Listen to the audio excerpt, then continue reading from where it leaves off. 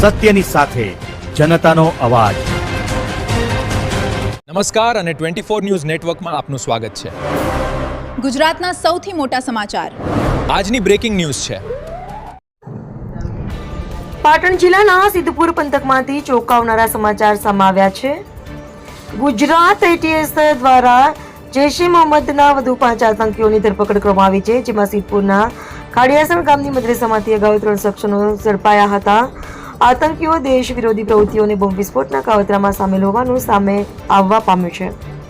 ગુજરાત એટીએસની ટીમે આતંકવાદી વિરોધ મોટી કાર્યવાહી કરતા જૈશ એ મોહમ્મદના વધુ 5 આતંકીઓને ઝડપી લીધા છે। તપાસનો દોર પાટણના સિદ્ધપુર સુધી પહોંચ્યો છે। તપાસમાં સામે આવ્યું છે કે આતંકીઓ ખાડિયાસણ ગામની જામિયા અબ્દુલ હસન મદ્રેસા સાથે જોડાયા હતા। પકડાયેલા શખ્સો પૈકી મોહમ્મદ અયુબ કડીવાલા મદ્રેસામાં અભ્યાસ કરતો હતો અને અગાઉ પકડાયેલા આતંકીઓ સાથે તેના સીધા સંપર્ક હોવાના પુરાવા એટીએસને મળ્યા છે।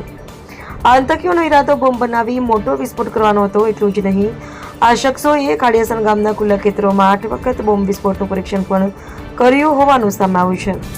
જોકે દર વખતે તેઓ નિષ્ફળ રહ્યા હતા। એટીએસની ટીમ જ્યારે તપાસ માટે ખાડિયાસણ સ્થિત મદ્રેસાએ પહોંચી ત્યારે ટ્રસ્ટીઓ સ્થળ પરથી પલાયન થઈ ગયા હતા અને તેમના તરફથી કોઈ યોગ્ય પ્રત્યુત્તર આપવામાં આવ્યું નથી। બીજી તરફ પકડાયેલા મોહમ્મદ અયુબ કડીવાલાના પિતાએ આઘાત સાથે જણાવ્યું હતું કે તેમને પુત્રની આતંકી પ્રવૃત્તિઓ વિશે કોઈ જાણ ન હતી।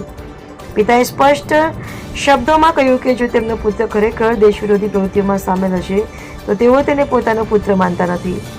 આ મામલે આગળ શું તપાસ થાય છે અને ટ્રસ્ટીઓની શંકાસ્પદ ભૂમિકા અંગે શું ખુલાસા થાય છે તે જોવું મહત્વનું રહેશે। સાથે જ એટીએસની ટીમ દ્વારા 5 આતંકીઓને ઝડપી તેમના રિમાન્ડ મેળવ્યા છે। ત્યારે હવે બોમ્બ બનાવવાની સાધન સામગ્રી ક્યાંથી લાવતા હતા અને તેમની સાથે કોણ કોણ સંકળાયેલું છે તે તપાસમાં બહાર આવશે।